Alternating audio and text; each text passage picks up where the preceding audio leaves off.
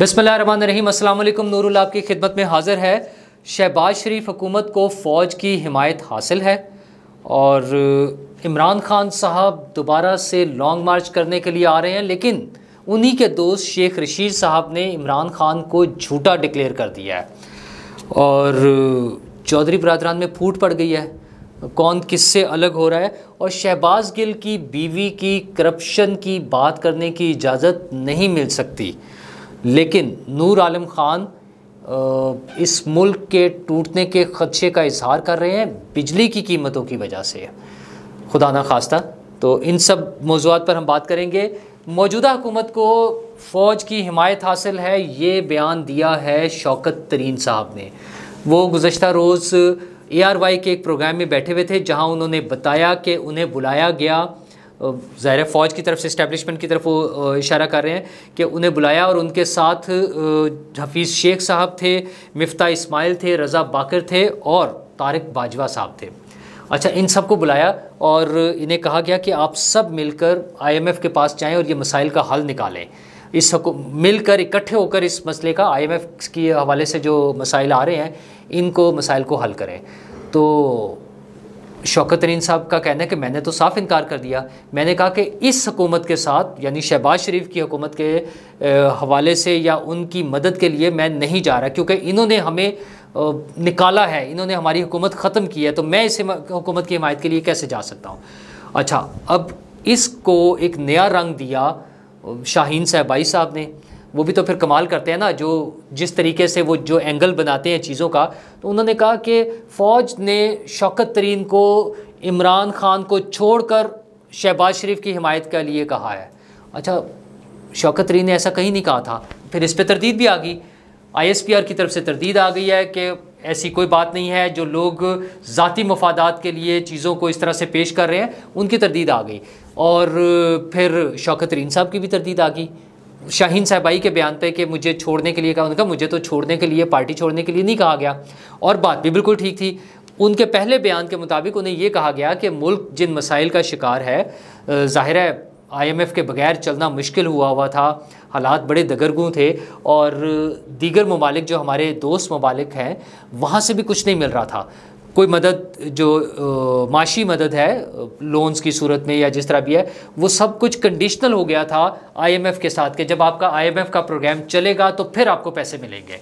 अच्छा, अगर उस सूरत में इस्टेब्लिशमेंट ने ये सोचा कि पार्टीज़ को इकट्ठा बिठा के कि आप ये मसला हल करें, इकॉनमी तो चलनी है ना इस मुल्क की। आप ये देखें, आज ही हमारे दोस्त इमरान शफकत साहब ने जो वीलॉग किया है, उन्होंने बताया कि 3 माह से FWO के लोगों को तनख्वाहें नहीं मिल रही हैं। अच्छा, अगर पैसे नहीं आएंगे हुकूमत के पास तो किसी को भी तनख्वाहें देने के लिए पैसे नहीं बचेंगे। ये तो एक मिसाल सामने आ गई है ना। मुमकिन है कोई और महकमे भी ऐसे हों जहाँ पर तनख्वाहें ना जा रही हों। हालांकि FWO के पास बराह रास्त जो है एडवांस कलेक्शन हो रही होती है पैसों की। वो एक तो है ना कि सिस्टम, सरकार की तरफ से पैसे जाते हैं अकाउंट्स में, फिर तनख्वाहें मिलती हैं, वो चेक्स बनते हैं, सारा कुछ उनके, वो तो बराह रास्त पैसे कलेक्ट कर रहे होते हैं और उनके पास एडवांस भी आ रहे होते हैं। लेकिन वहाँ पर भी लोगों को 3 महीने से तनख्वाहें नहीं मिल रही। यानी हमारी जो माशी सूरत हाल है वो इस कदर ख़राब हो चुकी है, और इसी को सामने रखते हुए सबको नज़र आ रहा था ये जो IMF के चक्कर में पेट्रोल की कीमतें बढ़ी हैं, वो उसकी वजह क्या है कि पता था कि अगर IMF की शराइत ना मानी, जिन शराइत पर पिछली हुकूमत ने एग्रीमेंट कर लिया था, अब वो कह रहे हैं कि वो तो वो प्लान है, एग्रीमेंट नहीं है। अच्छा, एग्रीमेंट नहीं है तो क्या आप प्लान से इनकार कर रहे हैं? खुद हुकूमत ने बताया कि पिछली हुकूमत ने भी कि इतने इतने से पैसे बढ़ाने के लिए हर माह हमने बढ़ाने हैं या हर 15 दिन के बाद बढ़ाने हैं। तो ये हमारा मुआहदा है उसके साथ, IMF के साथ, और फिर एक स्टेज पर आकर उसको रोक दिया। अच्छा, क्या कोई ऑल्टरनेट मौजूद था गुज़श्ता हुकूमत के पास? बिल्कुल भी नहीं। उसकी कोई बात नहीं करते कि हमारे पास ऑल्टरनेट क्या था, हम IMF से पैसे कैसे ले सकते थे अपनी उन शराइत से इनहराफ करके जो हमने तस्लीम कर ली थी IMF के साथ, वो कैसे ले सकते थे, उसका तो कोई उनके पास नहीं है। अच्छा, फिर यही वजह है कि नई हुकूमत आने के बाद एक तो IMF की बात मानना पड़ी है, क्योंकि पहले कोशिश की गई तमाम दोस्त ममालिक से भी कि कहीं से पैसे मिल जाएं, तो वो नज़र आया कि वो कंडीशन तो पूरी करनी है। दूसरा, आप ये देखें कि वज़ीर-ए-आज़म शहबाज शरीफ जो हैं वो मिसाके मईशत और ग्रैंड डायलॉग की बात कर रहे हैं। मकसद क्या है कि सब लोग मिलकर बैठें और कम अज़ कम इकॉनमी पर हम कोई ऐसा इत्तेहाद कर लें, तमाम पार्टीज़, कोई ऐसा उनका इत्तफाक़ राय हो जाए कि अगले 5 साल या 10 साल के लिए कोई पॉलिसीज़, मुस्तकिल पॉलिसीज़ बन जाएँ। और यकीन माने इसके बगैर ये मुल्क की मईशत नहीं चलनी, और मुल्कों को मईशत ही चलाती है, पैसों के बगैर मुल्क नहीं चल सकते।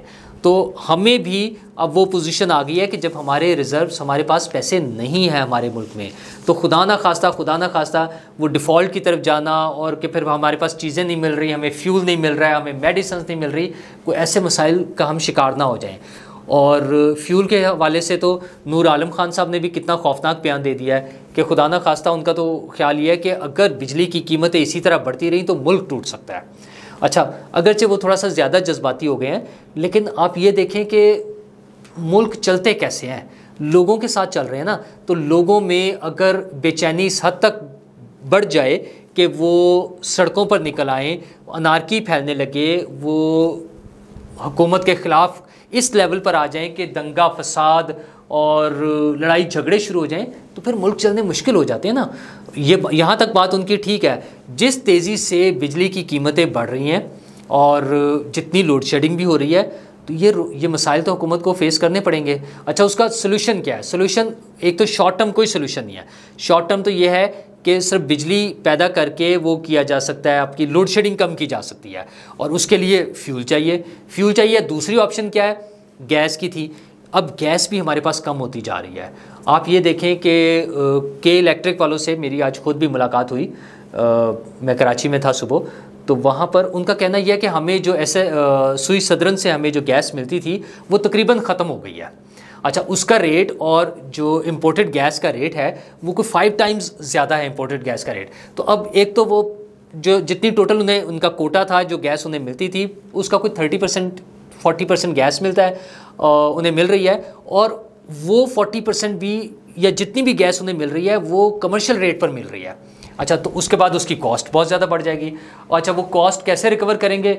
लोगों से प्राइस बढ़ाएंगे। वो फिर वही बात होगी कि नेपरा और उस पर जाएंगे, ओगरा के पास।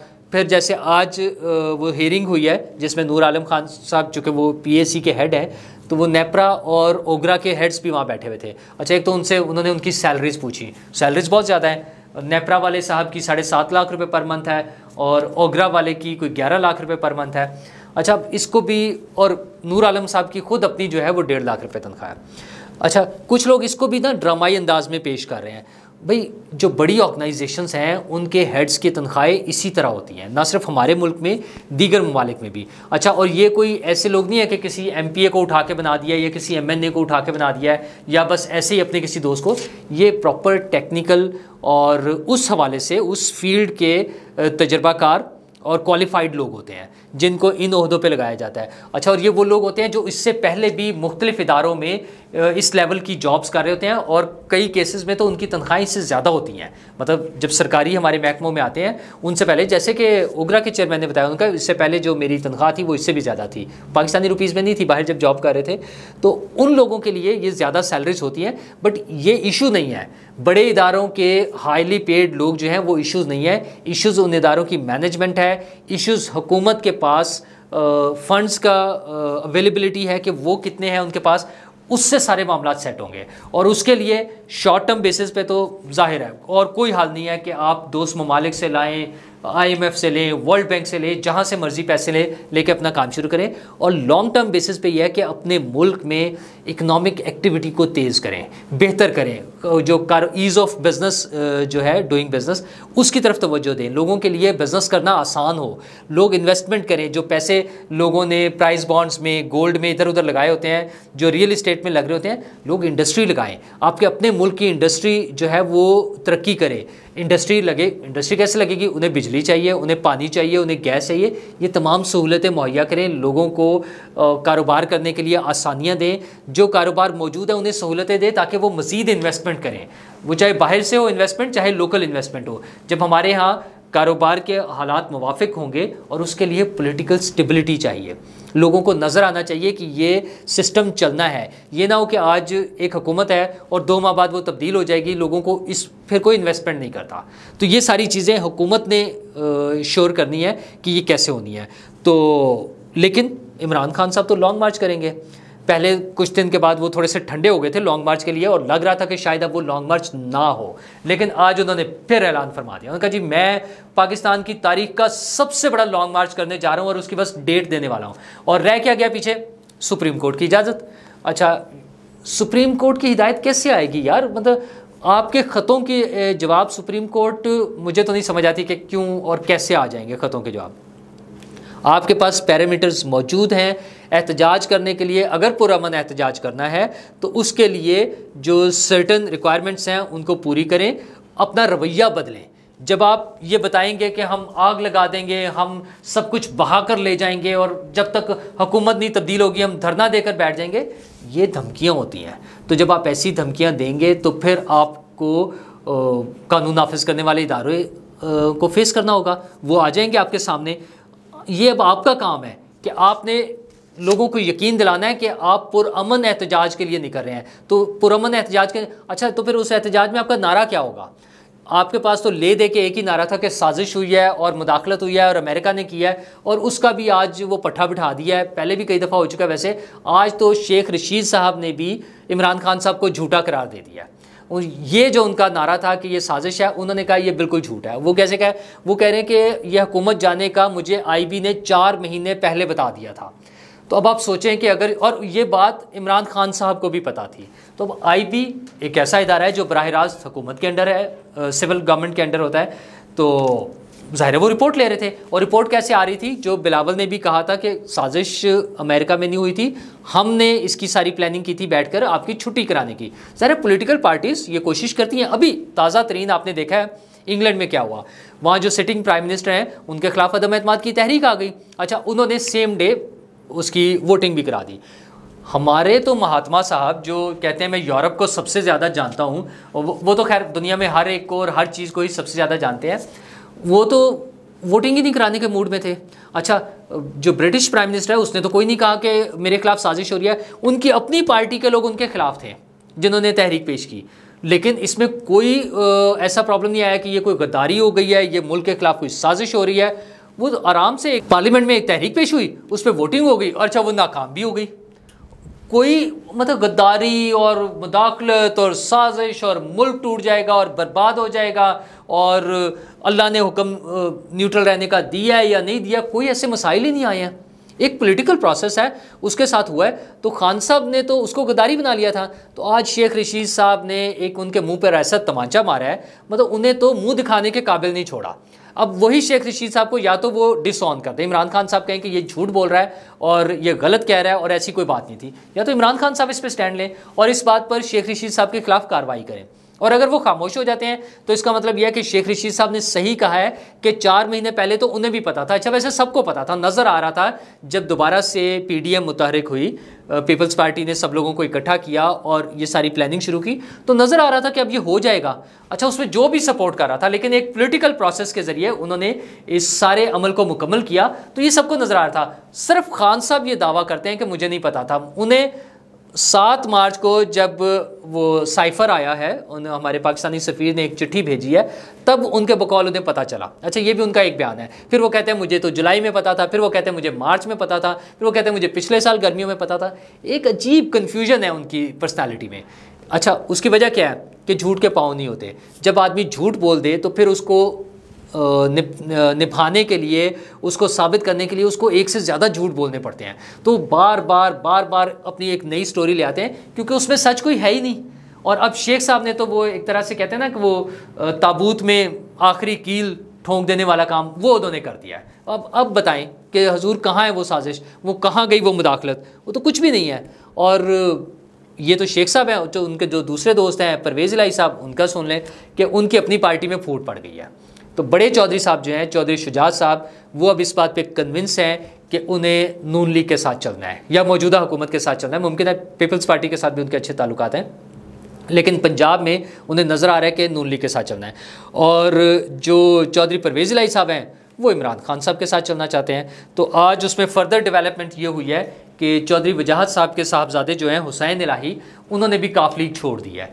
काफ लीग के चूँकि हेड हैं चौधरी शुजात साहब, तो हुसैन इलाही ने डिसाइड किया है कि वो मुनस इलाही के साथ मिलकर चलेंगे, यानी चौधरी परवेज़ इलाही के कैंप में होंगे और वो इस हुकूमत की हिमायत नहीं कर सकते, शहबाज शरीफ की हुकूमत की हिमायत नहीं कर सकते।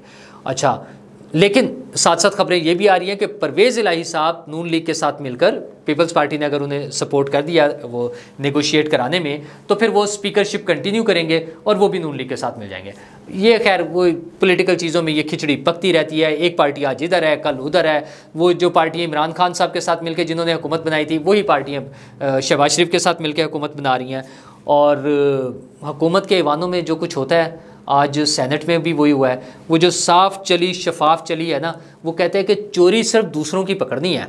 तो आज सेनेट में जब सेनेटर अफनानुल्लाह ने जिक्र किया है शहबाज गिल साहब की अहलिया मोहतरमा का कि वो 1 करोड़ की डिफ़ॉल्टर हैं कॉमसेट्स यूनिवर्सिटी की, तो शिबली फराज साहब गर्म हो गए इस बात पे। उन्होंने कहा आप इस बात का क्यों जिक्र करते हैं, आप सिर्फ नवाज शरीफ और शहबाज शरीफ के फ्रॉड और उनकी चोरियों का जिक्र करें।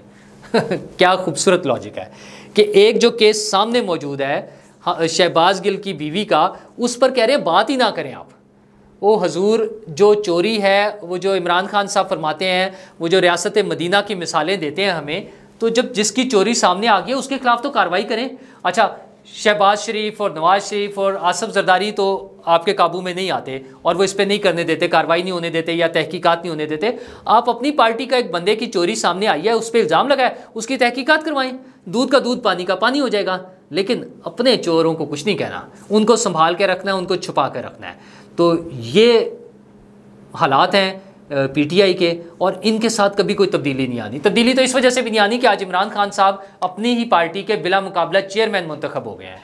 और यार वो जो हमें दुनिया भर का दर्स देते हैं डेमोक्रेसी का, वहाँ कहाँ इस तरह से होता है कि एक आदमी लाइफ टाइम के लिए वो बन जाता है चेयरमैन या प्रेसिडेंट। तो ये हमारे यहाँ ही होता है, जैसे बाकी पार्टियों में है वैसे ही पीटीआई में है। तो जो जिन चीज़ों पे इमरान खान साहब तनकीद करते हैं ना दूसरी पार्टियों पे, वो सब कुछ उनकी अपनी पार्टी में मौजूद है, वो सब कुछ वो खुद कर रहे होते हैं। हाँ, तनकीद करने के लिए ज़रूरत है उनको। तो इन चीज़ों के साथ तो ठीक नहीं होना। ये अब आपने, हमने, हम सब अवाम ने ये डिसाइड करना है कि हमने देख कर चलना है कि हमारे मुल्क के लिए कौन बेहतर काम कर सकता है, किसका मैनिफेस्टो क्या कह रहा है और वो अपनी मैनिफेस्टो पर किस हद तक काम करते हैं। पिछले इलेक्शंस की हिस्ट्री हमारे सामने है, उनको देखें, उसके मुताबिक लोगों को सपोर्ट करें, उसके मुताबिक पार्टीज़ को सपोर्ट करें और उसके मुताबिक अपने वोट का इस्तेमाल करके अगली हुकूमत बनाएं। शुक्रिया।